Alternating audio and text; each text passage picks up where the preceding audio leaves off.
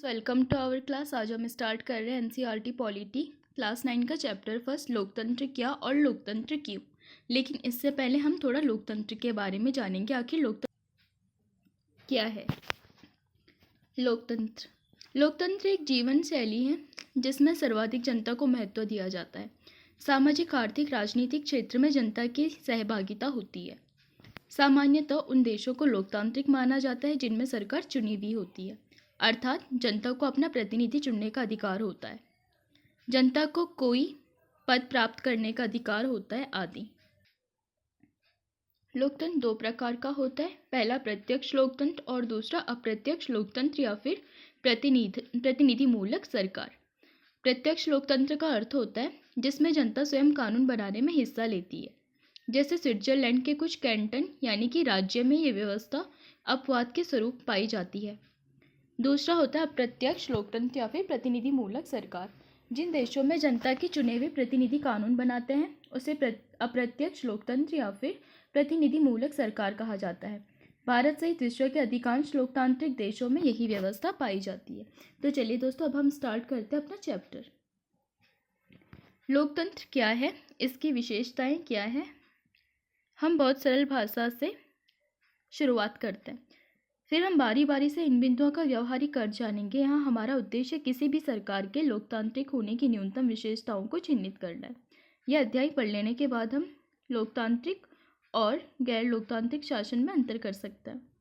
अध्याय के अंत में हम इस न्यूनतम लक्ष्य से आगे बढ़कर लोकतंत्र की बृहत्तर परिभाषा पर आएंगे।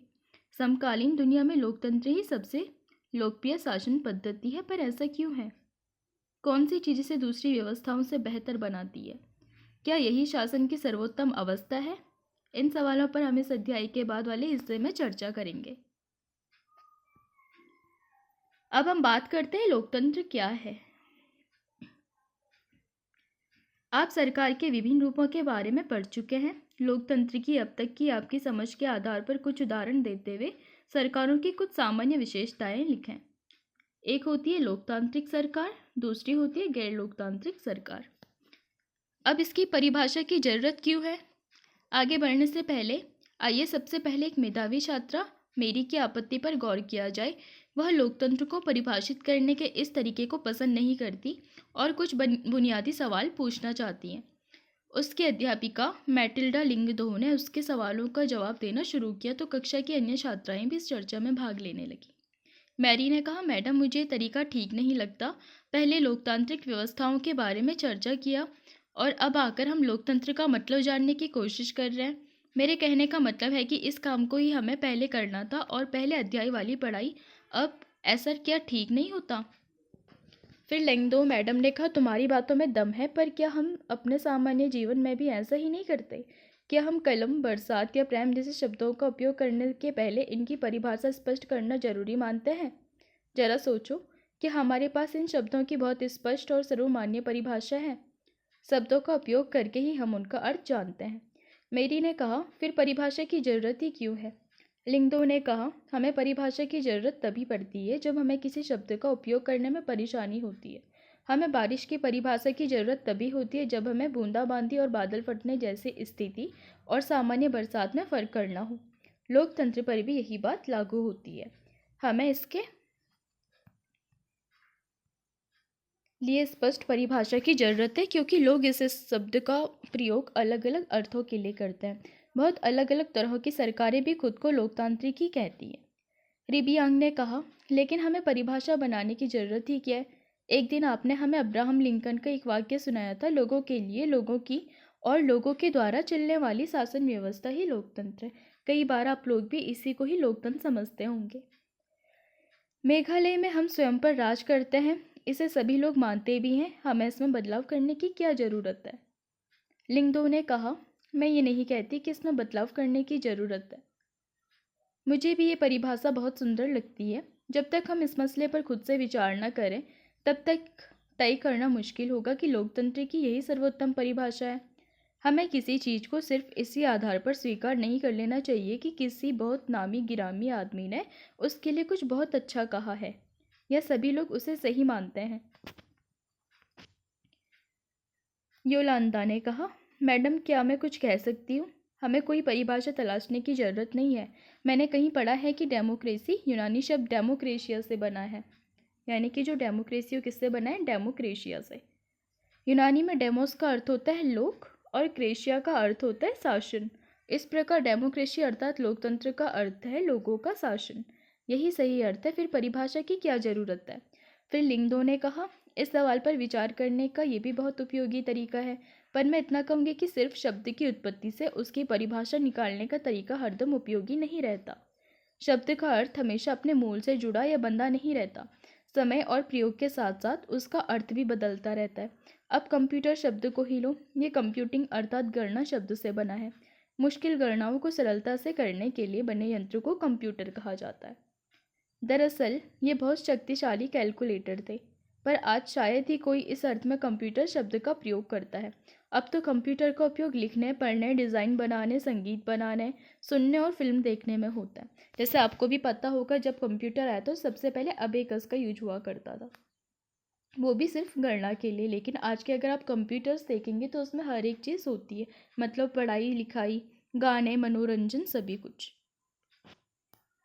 शब्द वही रहते हैं पर समय बीतने के साथ उनका अर्थ बदल सकता है। ऐसी स्थिति में सिर्फ शब्दों के मूल अर्थ पर ही भरोसा करना बहुत उपयोगी नहीं होता। मैरी ने कहा, मैडम आपके कहने का मतलब है कि इस विषय पर खुद सोचने का कोई शॉर्टकट नहीं है, हमें इस अर्थ पर गौर करना ही होगा और इसकी परिभाषा करनी होगी। लिंगदो ने कहा, एकदम सही, इसलिए अब हम ये काम करते हैं। तो चलिए हम भी जानते हैं इसकी परिभाषा क्या है। लोकतंत्र एक ऐसी व्यवस्था है जहां लोक पर ही तंत्र हावी रहता है। इसके बारे में आपकी क्या राय है? एक सरल परिभाषा, आइए उस पर चर्चा करें और फिर से गौर करें, जो खुद को लोकतांत्रिक बताने का दावा करने वाली सरकारों के बीच की समानताओं और असमानताओं से जुड़ी थी। सभी लोकतांत्रिक व्यवस्थाओं की पहचान के लिए एक बहुत ही सरल पैमाना था, लोगों के पास अपनी सरकार को चुनने का अधिकार होना, और यही इसकी सबसे सही परिभाषा भी मानी जाती है। इसलिए हम एक सरल परिभाषा की शुरुआत कर सकते हैं। लोकतंत्र शासन का एक ऐसा रूप है जिसमें शासकों का चुनाव लोग करते हैं और जहां पर लोगों को पद पाने का भी अधिकार होता है। यह एक उपयोगी शुरुआत है। ये परिभाषा बहुत स्पष्ट ढंग से लोकतांत्रिक और गैर लोकतांत्रिक शासन व्यवस्थाओं में अंतर कर देती है। म्यांमार के सैनिकों जैसे जो सैनिक शासक है, उनका चुनाव लोगों द्वारा नहीं किया जाता। जिन लोगों का सेना पर नियंत्रण था वे देश के शासक बन गए। शासक के फैसलों में लोगों की कोई भागीदारी नहीं है। पिनोशे, चिले जैसे तानाशाहों का चुनाव लोग नहीं करते। यही बात राजशाहियों पर भी लागू होती है। सऊदी अरब के शाह लोगों द्वारा शासक नहीं चुने गए, जबकि राज परिवार में जन्म लेने के कारण उन्होंने ये हक पाया। जैसे आप भी देखते होंगे, जहाँ पर राजतंत्र चलता है या फिर जो सैनिक शासन वाली चीज़ आ जाती है जहाँ पर, तो वहाँ पे क्या होता है? तानाशाही। और जहाँ पर आपको पता होगा सरकार खुद जनता चुनेगी, तो सरकार लोगों के प्रति उत्तरदायी है। उन्हें 5 साल बाद फिर से लोगों के पास जाना होगा, लोग उनसे क्वेश्चन करेंगे, तो कहीं ना कहीं उन पर अंकुश बना रहता है। लेकिन ये सरल परिभाषा पूर्ण या पर्याप्त नहीं है। इससे हमें ये समझ में आता है कि लोकतंत्र का मतलब लोगों का शासन है, पर इस परिभाषा का प्रयोग यदि हमने बिना सोचे समझे किया तो फिर सभी सरकारों को लोकतांत्रिक कहना पड़ेगा जो चुनाव करवाती हैं, और फिर हम सही नतीजे पर नहीं पहुंच पाएंगे। जैसा कि हम अध्याय 3 में देखेंगे कि समकालीन दुनिया की हर सरकार, चाहे वो लोकतांत्रिक हो या ना हो, खुद को लोकतांत्रिक कहना या कहलाना चाहती है। इसीलिए हमें असली लोकतंत्र और दिखावटी लोकतंत्र वाली सरकारों के बीच सावधानी पूर्वक फर्क करना होगा। ये काम हम तब कर पाएंगे जब हम इस परिभाषा के एक एक शब्द को सावधानी से समझेंगे और लोकतांत्रिक सरकार की विशेषताओं को जानेंगे। इराक में अमेरिका और अन्य विदेशी शक्तियों की उपस्थिति में वे चुनाव के समय ये वाला कार्टून बना था। ये कार्टून क्या कहता है? इसमें डेमोक्रेसी को इस तरह क्यों लिखा गया है? लोकतंत्र की विशेषताओं की अब हम बात करते हैं। हमने सरल परिभाषा के साथ शुरुआत की कि लोकतंत्र शासन का एक रूप है जिसमें जनता शासकों का चुनाव करती है। जैसे कि आप भी देखते होंगे, आप कई प्रकार के संघ के चुनाव में भाग लेते हैं या फिर राज्य के चुनाव में भी भाग लेते होंगे। इस परिभाषा के अनुसार शासक कौन है?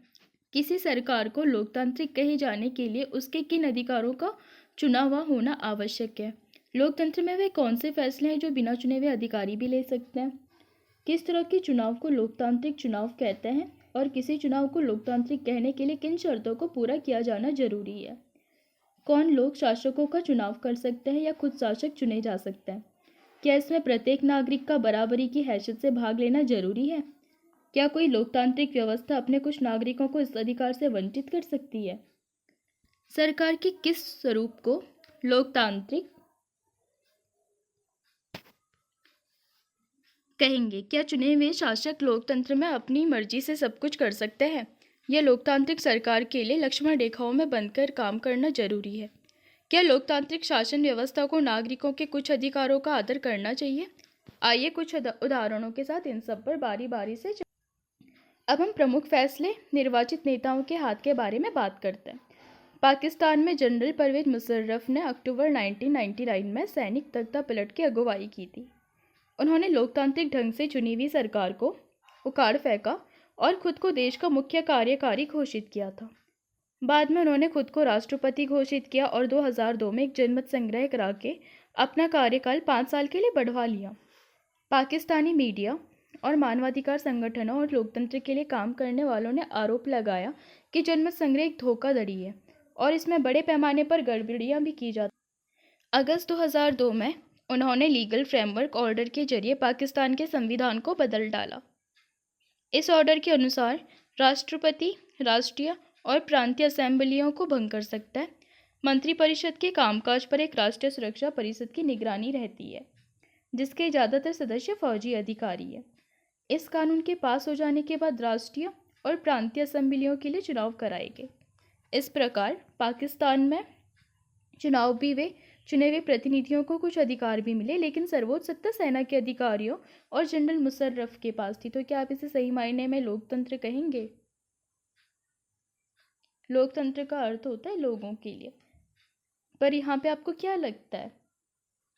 स्पष्ट है कि जनरल मुशर्रफ के शासन वाले पाकिस्तान को लोकतंत्र न कहने के अनेक ठोस कारण हैं, लेकिन यहाँ सिर्फ एक कारण पर ही चर्चा करते हैं। क्या हम कह सकते हैं कि पाकिस्तान के लोगों ने अपने शासकों का चुनाव किया है? हम ऐसा नहीं कह सकते।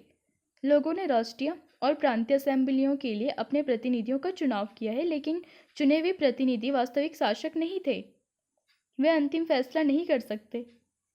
अंतिम फैसला सेना के अधिकारियों और जनरल मुशर्रफ के हाथ में था, जो जनता द्वारा नहीं चुने गए थे।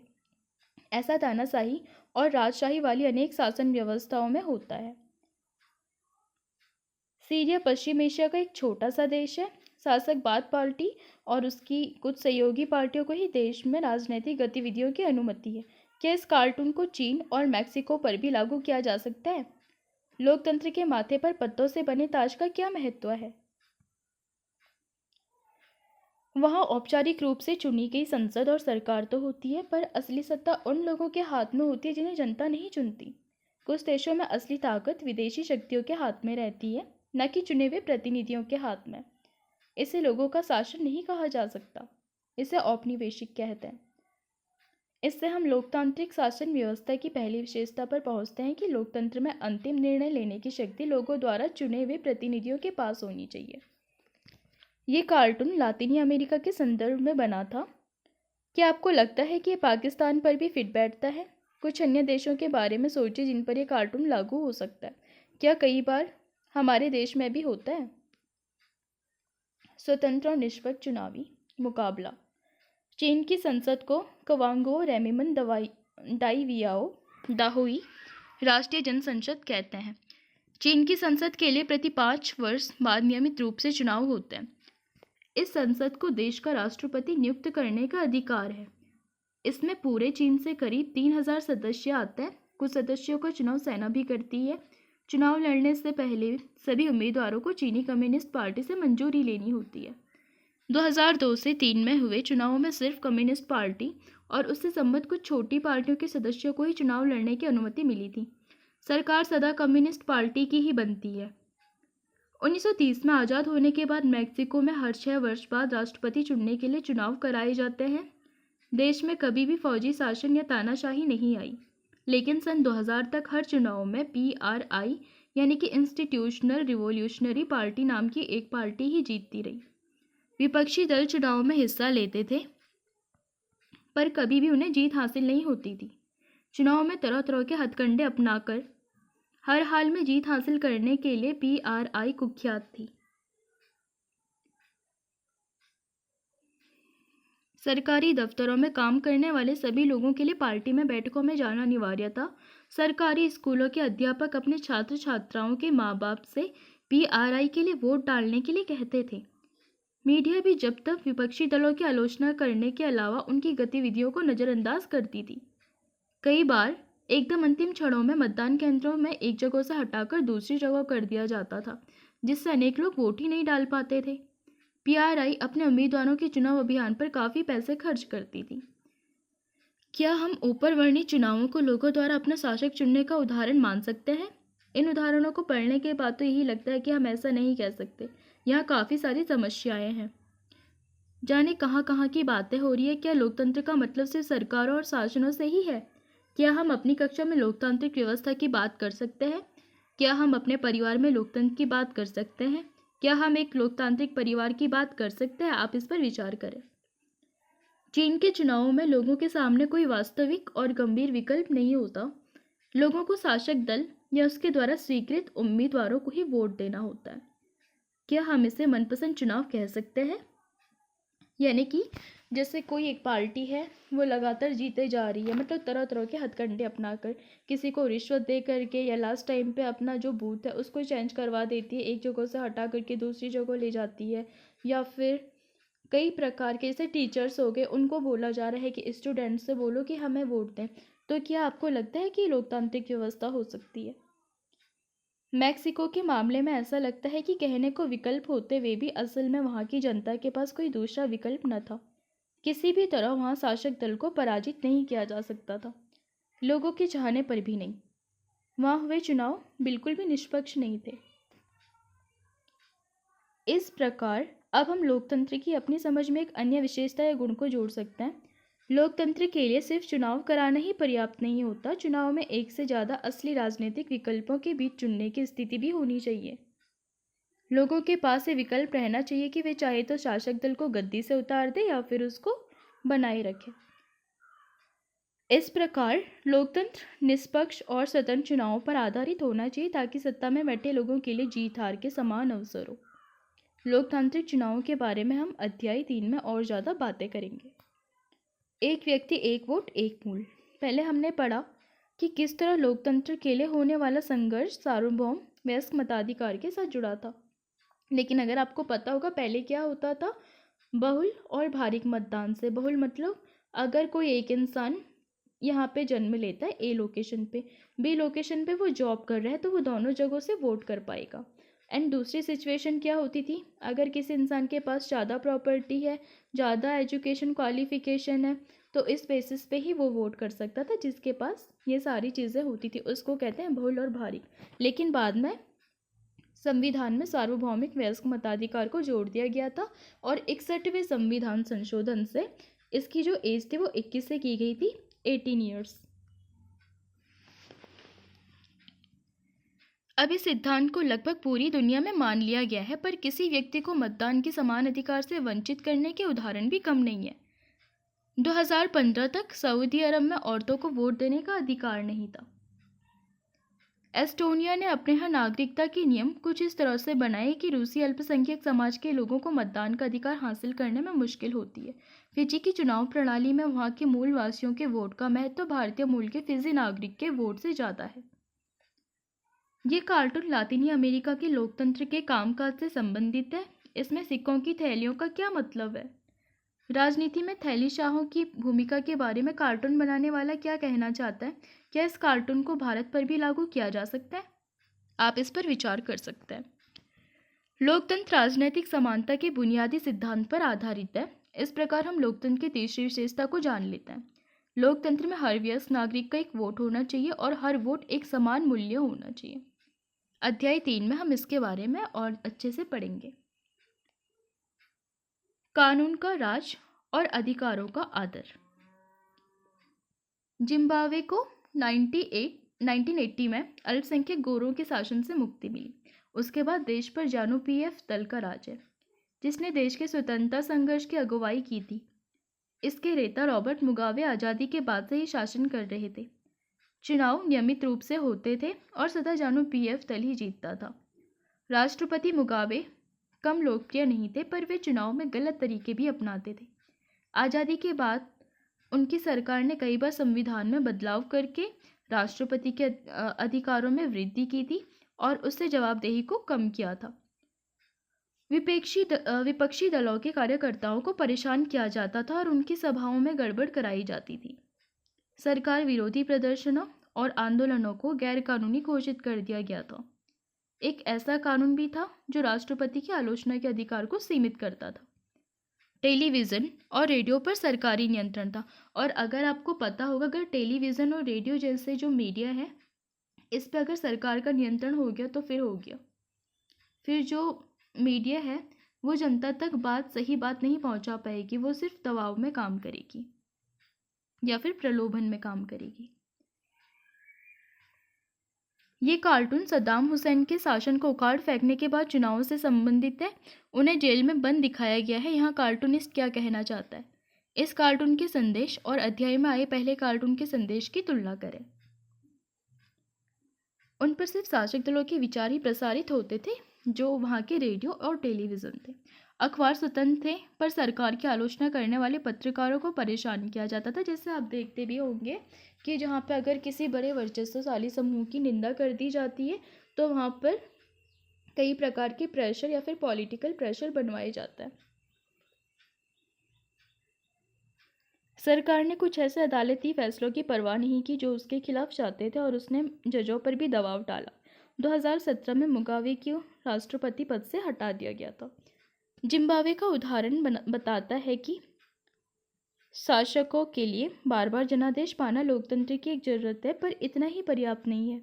लोकप्रिय नेता भी अलोकतांत्रिक हो सकता है, क्योंकि अगर आप देखेंगे कि अगर आपकी क्लास में कोई मॉनिटर बनता है, वो पहले साल बना, दूसरे साल बना, तीसरे साल बना, तो उसको एकदम बिलीव होता है कि हाँ, अब तो मैं ही सत्ता में हूँगा या फिर मैं ही मॉनिटर बनूँगा, तो मुझे कोई हटा नहीं सकता। तो फिर वहाँ पर से उसमें थोड़ा तानाशाही वाली चीज़ आ जाएगी। लोकप्रिय नेता भी तानाशाह हो सकते हैं। अगर हम लोकतंत्र को परखना चाहते हैं तो चुनावों पर नज़र डालना जरूरी है, पर उतना ही जरूरी है कि चुनाव के पहले और बाद की स्थितियों पर भी नज़र डाली जाए। चुनाव के पहले सत्ता पक्ष के विरोधी समूह के कामकाज समेत सभी तरह की राजनीतिक गतिविधियों के लिए पर्याप्त गुंजाइश रहनी चाहिए। इसके लिए जरूरी है कि सरकार नागरिकों के कुछ बुनियादी अधिकारों का आदर करे। जिम्बाब्वे की बात क्यों करें, मैं तो अपने देश में भी इसी तरह की घटनाओं की खबर अखबारों में पढ़ते रहती हूँ। हम इसकी चर्चा क्यों नहीं करते। यहाँ पे आपको एक कार्टून दिख रहा होगा। चीनी सरकार ने गूगल और याहू जैसी लोकप्रिय वेबसाइटों पर बंदिशें लगाकर इंटरनेट पर सूचना के मुक्त प्रवाह को रोका। इस कार्टून में इसी पर टिप्पणी की गई है।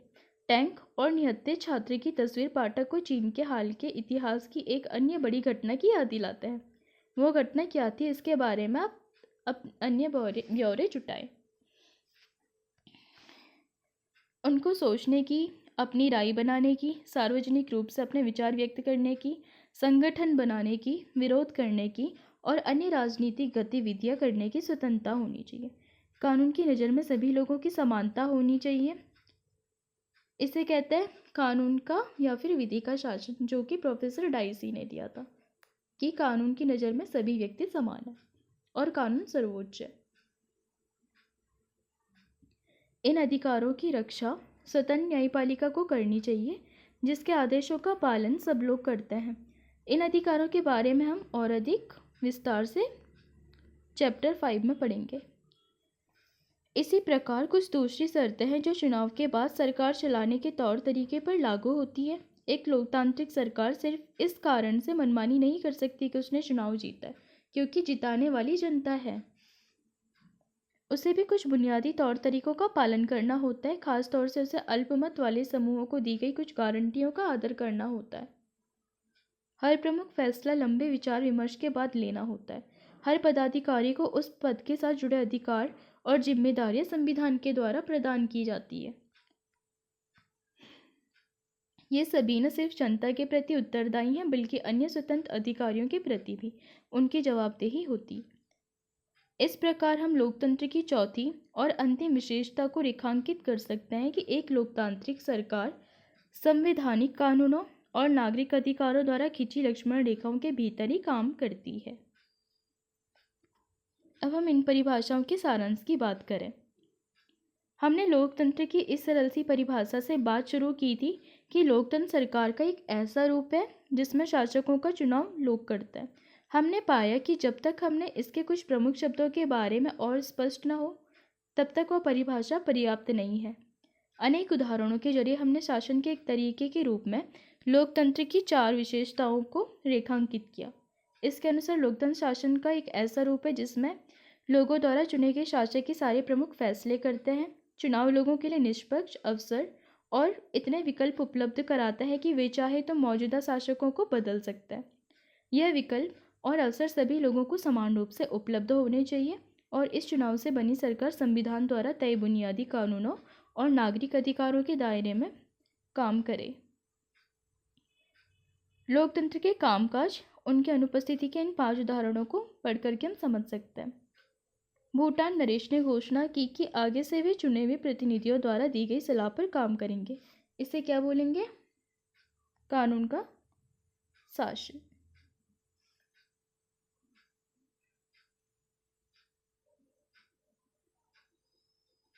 इस तरीके से आप इसको पढ़ सकते हैं। लोकतंत्र ही क्यों? मैडम लिंगदो की कक्षा में एक बहस शुरू हुई थी। उन्होंने इस अध्याय को यहाँ तक पढ़ाने के बाद छात्रों से पूछा कि क्या उन्हें लोकतंत्र ही शासन का सबसे अच्छा स्वरूप लगता है। इस सवाल पर सबसे कोई ना कोई टिप्पणी की। लोकतंत्र के गुणों पर चर्चा। योलांदा, हम लोकतांत्रिक देश में रहते हैं। दुनिया भर में सभी जगह लोग लोकतंत्र चाहते हैं। जिन देशों में पहले लोकतांत्रिक शासन प्रणाली नहीं थी वहाँ भी अब इसे अपनाया जा रहा है। सभी महान लोगों ने लोकतंत्र के बारे में अच्छी अच्छी बातें कही है। क्या इतने से स्पष्ट नहीं हो जाता कि लोकतंत्र ही सबसे अच्छा है? क्या अब भी इस पर बहस करने की ज़रूरत है? टांकिनी, लेकिन लिंगदो ने तो कहा था कि हमें किसी चीज़ को सिर्फ इसलिए नहीं मान लेना चाहिए कि बाकी सभी ने उसे मान लिया। क्या ऐसा नहीं हो सकता कि बाकी सभी लोग गलत रास्ते पर जा रहे हो? जेनी ने कहा, हाँ, ये गलत रास्ता ही है। लोकतंत्र हमारे देश को क्या दे दिया? आधी सदी से ज़्यादा समय से लोकतंत्र है, तब भी देश में इतनी अधिक गरीबी क्यों है? रिबियांग ने कहा, लेकिन लोकतंत्र इसमें क्या कर सकता है? क्या हमारे यहाँ लोकतंत्र के कारण गरीबी है या फिर लोकतंत्र होने के बावजूद भी गरीबी है? जैनी ने कहा, जो भी है इससे क्या फ़र्क पड़ता है। मुद्दा यह है कि हम इसे शासन का सर्वश्रेष्ठ रूप नहीं मान सकते कि हम इसे क्योंकि लोकतंत्र का मतलब है अराजकता, अस्थिरता, भ्रष्टाचार और दिखावा। राजनेता आपस में ही लड़ते रहते हैं, देश की परवाह किसे है? फिर इसके बाद आया पाइमोन। पाइमोन ने कहा, फिर इसकी जगह कौन सी प्रणाली होनी चाहिए?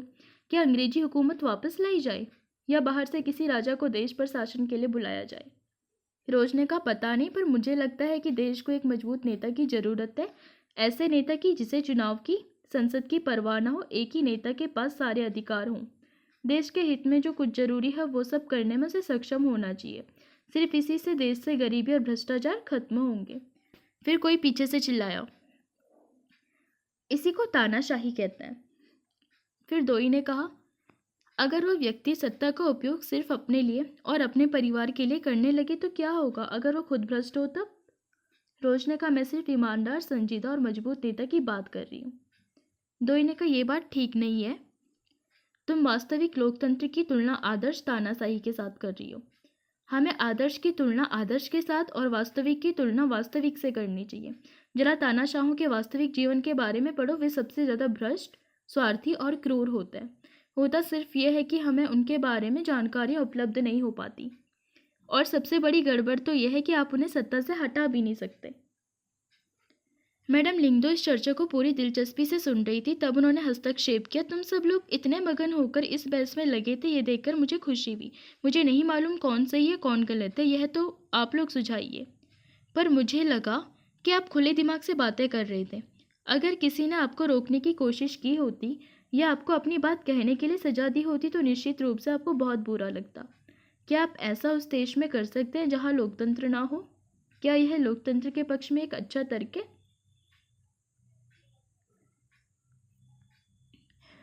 लोकतंत्र के खिलाफ तर्क। इस चर्चा में लोकतंत्र के खिलाफ अधिकांश तर्क सामने आ गए जिनमें हम आम तौर पर सुनते हैं। ये तर्क कुछ इस प्रकार के होते हैं। लोकतंत्र में नेता बदलते रहते हैं, इससे अस्थिरता पैदा होती है। जैसे आपको पता होगा 5 साल के लिए कोई सरकार आई, उसने कुछ काम या फिर टास्क रखे थे और बाय द वे अगर उन पर कोई अविश्वास प्रस्ताव लाता तो उनकी सरकार गई, फिर जो उनकी स्कीम्स है वो चली गई, फिर न्यू गवर्नमेंट आएगी, फिर वो कुछ नई स्कीम्स लेके आएंगी, फिर मतलब इस तरीके से ये वाला जो साइकिल है वो चलता रहता है। लोकतंत्र का मतलब सिर्फ राजनीतिक लड़ाई और सत्ता का खेल है। यहाँ नैतिकता की कोई जगह नहीं होती। ये भी आपने देखा होगा, अगर कोई पॉलिटिक्स में उतर जाता है तो फिर क्या क्या किया जाता है। लोकतंत्र व्यवस्था में इतने सारे लोगों से बहस और चर्चा करनी पड़ती है कि हर फैसले में देरी होती है। ये भी बात सही है। जैसे जो 20 साल पहले प्रस्तावित सड़क है उसको बनने के लिए कम से कम 5 साल और ज़्यादा लग जाता है। चुने हुए नेताओं को लोगों के हितों का पता ही नहीं होता, इसके चलते खराब फैसले होते हैं। क्योंकि क्या होता है कि यहाँ पे कोई ए कम्युनिटी है, यहाँ पे कोई बी कम्युनिटी है, कोई गवर्नमेंट आई, उसने अगर वो मतलब ए वाली के बारे में सुनती है या फिर वो ए वाली को सपोर्ट करती है या फिर इसकी तरफ ज़्यादा फेवर करती है तो बी वाले के मान हितों की हानि हो जाती है वहाँ पे। जैसे आपने 8th क्लास के चैप्टर में भी पढ़ा होगा कि कई प्रकार के ऐसे कानून होते हैं जिनको सरकार बनाती है, लेकिन उससे क्या होता है, अगर वो पर्यावरण की रक्षा के लिए बनाया गया कोई कानून है तो वो पर्यावरण की रक्षा के लिए तो ठीक है, लेकिन उससे कई लोगों के रोजगार भी छिन रहे हैं। तो आप ये चीज़ें भी देखते होंगे।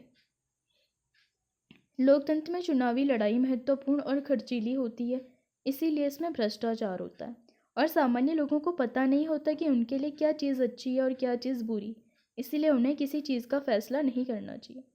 क्या लोकतंत्र के खिलाफ कुछ भी बातें हैं जो आपके मन में रह गई है? इनमें से कौन सा तर्क मुख्य रूप से लोकतंत्र पर ही लागू होता है? इनमें से कौन सा तर्क किसी भी तरह की सरकार द्वारा सत्ता का दुरुपयोग करने के मामले में लागू नहीं होगा? इनमें से किस तर्क से आप सहमत हैं? निश्चित रूप से लोकतंत्र सभी समस्याओं को खत्म करने वाली जादू की छड़ी नहीं है। लोकतंत्र ने हमारे देश में या दुनिया के अन्य हिस्सों में भी गरीबी नहीं मिटाई है। सरकार के स्वरूप के तौर पर लोकतंत्र सिर्फ इसी बुनियादी चीज़ को देखता है कि लोग अपने बारे में खुद फैसले करें। इससे इस बात की गारंटी नहीं हो जाती कि उनके सभी फैसले अच्छे ही होंगे। लोग गलतियां भी कर सकते हैं। इन फैसलों में लोगों को भागीदार बनाने में फैसलों में देरी होती है। ये भी सही है कि लोकतंत्र में जल्दी जल्दी नेतृत्व परिवर्तन होता है। कई बार बड़े फैसलों में सरकार की कार्यकुशलता पर भी इसका बुरा असर होता है। इन तर्कों से लगता है कि हम लोकतांत्रिक व्यवस्था का जो रूप देखते हैं यह सरकार का आदर्श स्वरूप नहीं हो सकता, पर वास्तविक जीवन में हमारे सामने सवाल नहीं होता। वहाँ सवाल होता है कि हमारे पास सरकार के स्वरूपों के जो विकल्प उपलब्ध है उनमें लोकतंत्र किसी भी दूसरे से बेहतर है। अब हम बात करते हैं लोकतंत्र के पक्ष में तर्क। चीन में 1958 से 61 के दौरान पड़ा अकाल विश्व इतिहास का अब तक ज्ञात सबसे भयावह अकाल था। इसमें करीब 3 करोड़ लोग भूख से मरे थे। उन दिनों भारत की आर्थिक स्थिति चीन से कोई बहुत अच्छी नहीं थी, फिर भी भारत में चीन के समान अकाल और भूखमरी की स्थिति नहीं आई। अर्थशास्त्रियों का मानना है कि ऐसा दोनों देशों की सरकारी नीतियों के अंतर के कारण हुआ। भारत में लोकतांत्रिक व्यवस्था होने से भारत सरकार ने खाद्य सुरक्षा के मामले में जिस तरह से काम किया है वैसा करने की जरूरत चीनी सरकार ने महसूस नहीं की। अर्थशास्त्रियों का ये भी कहना है कि किसी भी स्वतंत्र और लोकतांत्रिक देश में कभी भी बड़ा अकाल और बड़ी संख्या में भूखमरी नहीं हुई। अगर चीन में भी बहुदलीय चुनावी व्यवस्था होती, विपक्षी नेता या फिर विपक्षी दल होता और सरकार की आलोचना भी कर सकने वाली स्वतंत्र मीडिया होती तो इतने सारे लोग भूख से नहीं मरते। यह उदाहरण अधिकांश लोकतंत्र को सर्वश्रेष्ठ शासन पद्धति बताने वाली विशेषताओं में से एक को बहुत स्पष्ट ढंग से सामने लाता है। लोगों की जरूरत के अनुरूप आचरण करने के मामले में लोकतांत्रिक शासन प्रणाली किसी भी अन्य प्रणाली से बेहतर है। गैर लोकतांत्रिक सरकार लोगों की ज़रूरतों पर ध्यान दे भी सकती है और नहीं भी। ये कार्टून ब्राज़ील का है, ये वाला कार्टून, जिसे तानाशाही के लंबे दौर का अनुभव है। इसका शीर्षक है तानाशाही का छुपा पक्ष। इस कार्टून में किस छुपे पहलू को उजागर किया गया है? क्या हर तानाशाही का एक पक्ष छुपा रहे, यह जरूरी है?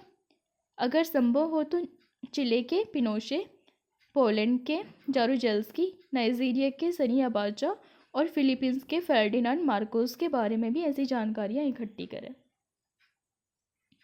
ये सब सरकार चलाने वालों की मर्जी पर निर्भर होगा। अगर शासकों को कुछ करने की जरूरत नहीं लगती तो उनको लोगों की इच्छा के अनुरूप काम करने की जरूरत नहीं है। पर लोकतंत्र में ये जरूरी है कि शासन करने वाले आम लोगों की ज़रूरतों पर तत्काल ध्यान दें। इसके लिए हमारे संविधान में एक DPSP भाग जोड़ा है, भाग 4 में। इसमें क्या होता है कि जैसे सरकार 5 साल बाद फिर से चुनाव के लिए वोट मांगने के लिए जब आपके घर आएगी तो आप उनसे क्वेश्चन पूछ पाएंगे कि आपने ये वाली चीज़ बोली थी और अभी तक ये हुई क्यों नहीं।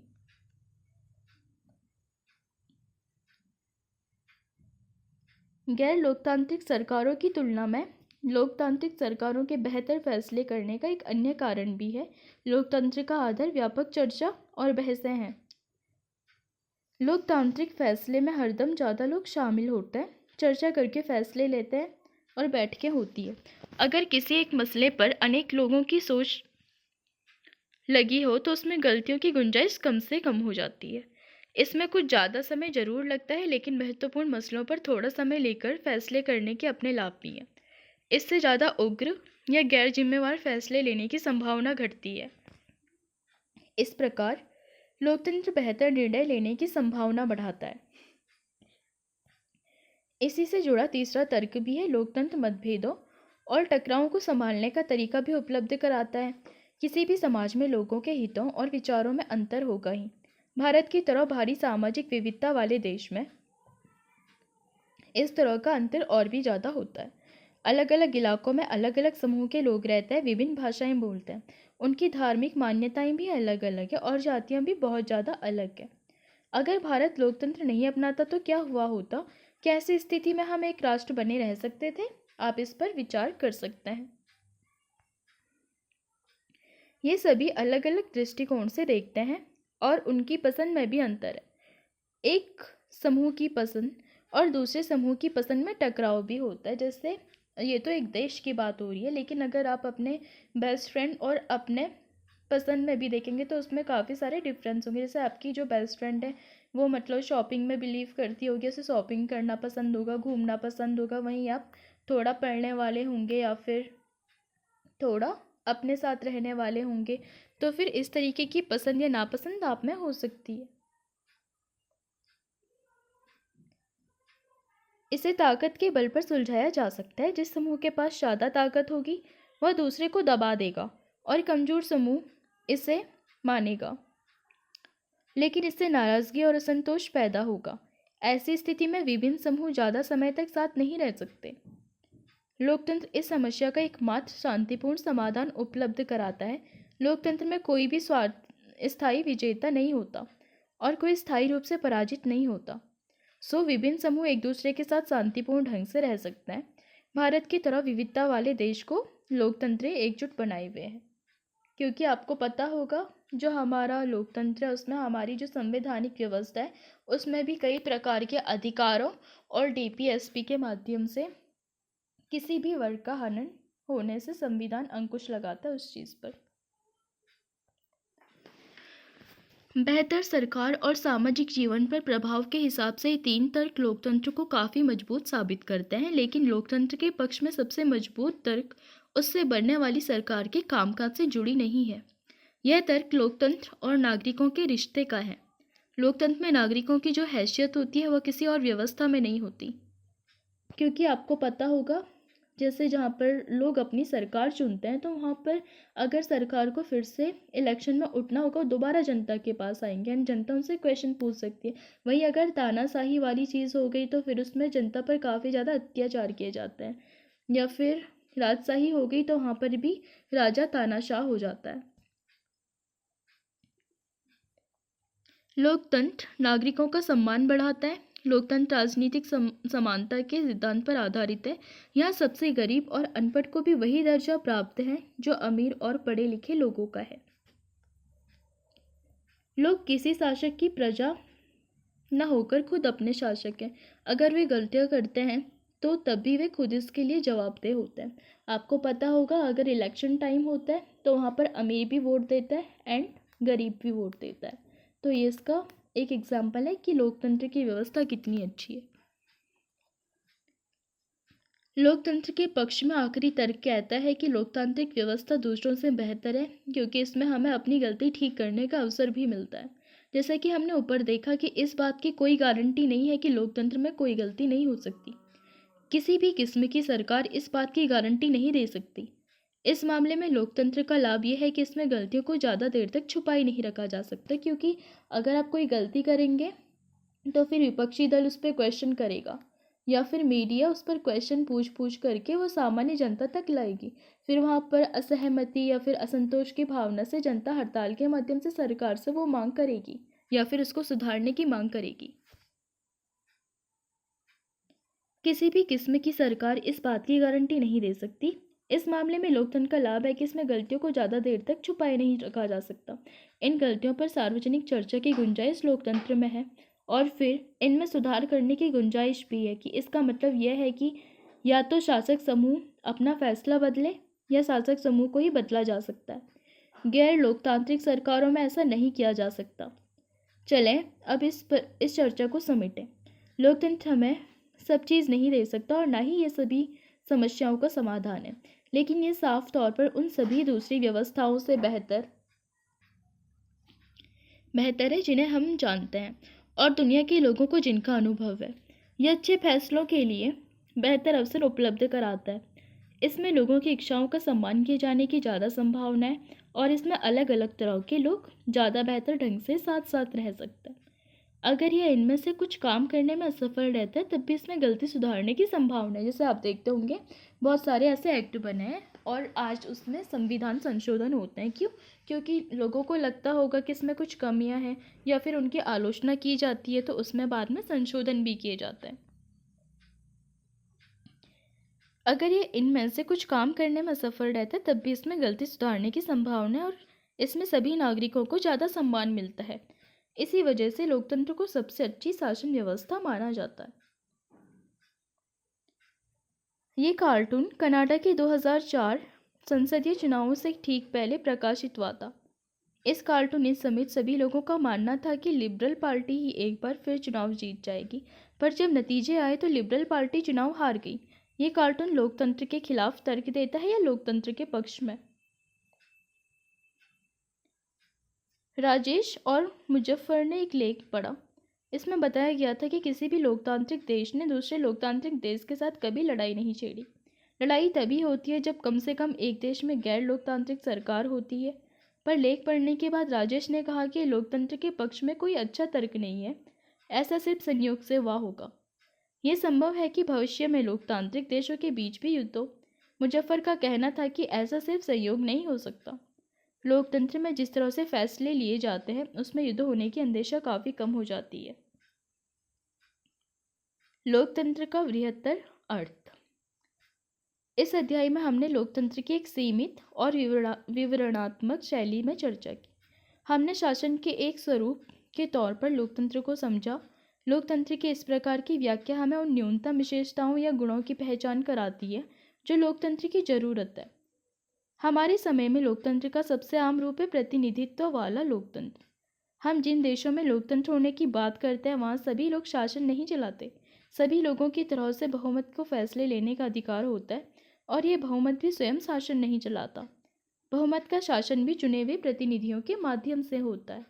यह जरूरी हो जाता है क्योंकि आधुनिक लोकतांत्रिक शासन व्यवस्था में इतने अधिक लोग होते हैं कि हर बात के लिए सबको साथ बैठाकर सामूहिक फैसला कर पाना संभव नहीं होता। क्योंकि आपको पता है कितने सारे लोग हैं, अरबों में, और सबको कब तक इकट्ठे लाएंगे और कब तक उनके चर्चाओं को सुनेंगे।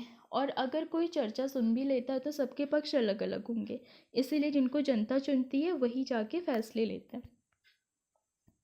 अगर ये संभव हो तब भी हर एक नागरिक के पास हर फैसले में भाग लेने का समय इच्छा या योग्यता और कौशल नहीं होता। इसमें हमें लोकतंत्र की स्पष्ट लेकिन न्यूनतम जरूरी समझ मिलती है। इस स्पष्टता से हमें लोकतांत्रिक और अलोकतांत्रिक सरकारों में अंतर करने में मदद मिलती है, लेकिन इससे हमें एक सामान्य लोकतंत्र और एक अच्छे लोकतंत्र के बीच अंतर करने की क्षमता नहीं मिल पाती। इससे हम लोकतंत्र को सरकार से परे जाकर नहीं समझ पाते। इसके लिए हमें लोकतंत्र के बृहत्तर अर्थ को समझना होगा। यहाँ पे एक कार्टून है जो कि प्रसिद्ध कार्टूनिस्ट R.K. लक्ष्मण ने बनाया था। ये चर्चित कार्टून देश की आज़ादी की स्वर्ण जयंती पर टिप्पणी करता है। दीवार पर बने चित्रों में से आप किन किन को पहचानते हैं? क्या देश के बहुत से आम आदमी इस कार्टून के आम आदमी की तरह सोचते हैं? कई बार हम लोकतंत्र का प्रयोग सरकार से अलग संगठनों के लिए करते हैं। जरा इन कथनों पर गौर करें। हम लोगों का परिवार काफ़ी लोकतांत्रिक है। जब भी फैसला करना होता है तो हम सभी साथ बैठकर आपसी सहमति से फैसला लेते हैं। फैसले में मेरे विचारों का भी उतना ही महत्व होता है जितना मेरे पिताजी का। दूसरा है, मुझे वे शिक्षक नापसंद है जो कक्षा में छात्रों को बोलने और सवाल पूछने की इजाज़त नहीं देते। मैं तो ऐसा शिक्षक पसंद करूंगी जो लोकतांत्रिक मानसिकता का हो। एक नेता और उसके परिवार के लोग इस पार्टी के सारे फैसले करते हैं। वे क्या लोकतंत्र की बात करेंगे? लोकतंत्र शब्द का इस तरह का प्रयोग फैसले लेने के उसके बुनियादी तरीके को उजागर करता है। लोकतांत्रिक फैसले का मतलब होता है उन फैसले से प्रभावित होने वाले सभी लोगों के साथ विचार विमर्श के बाद और उनकी स्वीकृति से फैसले लेना, यानी जो बहुत शक्तिशाली ना हो उसका भी किसी फैसले में उतना ही महत्व होना जितना कि बहुत शक्तिशाली का। यह बात सरकार या परिवार पर भी लागू होती है। जैसे आप अपने घर पे बैठे हुए खाना खाने के लिए, यहाँ पे आपका भाई है, यहाँ पे आप हो, यहाँ पे आपकी मम्मी, यहाँ पे आपके पापा हैं। आपके पापा ने सबकी सुनी, ये पहली कंडीशन है। आपके पापा ने सबकी सुनी, आपके भाई की भी सुनी, आपकी भी सुनी, आपकी मम्मी की भी सुनी, फिर बाद में अपना भी पक्ष रख लिया और सभी इस बात पर सर्वसहमति से उन्होंने एक डिसीजन निकाला कि आज के बाद इस तरीके से हम खाना खाएंगे और इतने बजे तक सब खाएंगे, सबकी बात सुन करके। तो ये हो गई लोकतांत्रिक व्यवस्था। और अगर वही दूसरी कंडीशन आती है कि यहाँ पर आप हो, यहाँ पे आपका भाई है, आपके पापा और मम्मी है, तो आपके पापा ने क्या किया कि सिर्फ अपना डिसीजन सबको सुना दिया, या फिर आपके भाई का डिसीजन सबको सुना दिया, आपका और आपकी मम्मी का डिसीजन नहीं सुना, तो कहीं ना कहीं लोकतांत्रिक परिवार नहीं हो सकता।